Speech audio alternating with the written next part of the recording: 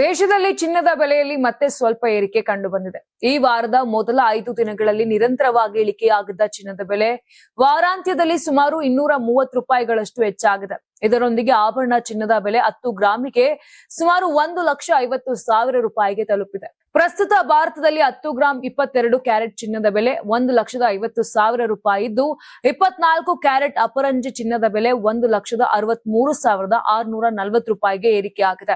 1 gram 22 carrot ಚಿನ್ನದ ಬೆಲೆ 15,000 ರೂಪಾಯಿ ಇದ್ದರೆ 24 ಕ್ಯಾರೆಟ್ ಚಿನ್ನದ ಬೆಲೆ 16,364 ರೂಪಾಯಿ ಆಗಿದೆ. ಇನ್ನೊಂದೆಡೆ ಬೆಳ್ಳಿ ಬೆಲೆ ಸ್ಥಿರವಾಗಿಯೇ ಮುಂದುವರೆದಿದೆ. ಪ್ರಸ್ತುತ 1 ಗ್ರಾಂ ಬೆಳ್ಳಿ ಬೆಲೆ 285 ರೂಪಾಯಿ ಇದ್ದು, 100 ಗ್ರಾಂ ಬೆಳ್ಳಿ ಬೆಲೆ 28,500 ರೂಪಾಯಿ ಆಗಿದೆ. ರಾಜಧಾನಿ ಬೆಂಗಳೂರು ಸೇರಿದಂತೆ ಹಲವು ನಗರಗಳಲ್ಲಿ ಚಿನ್ನದ ಬೆಲೆ ಸಮನಾಗಿಯೇ ಇದೆ.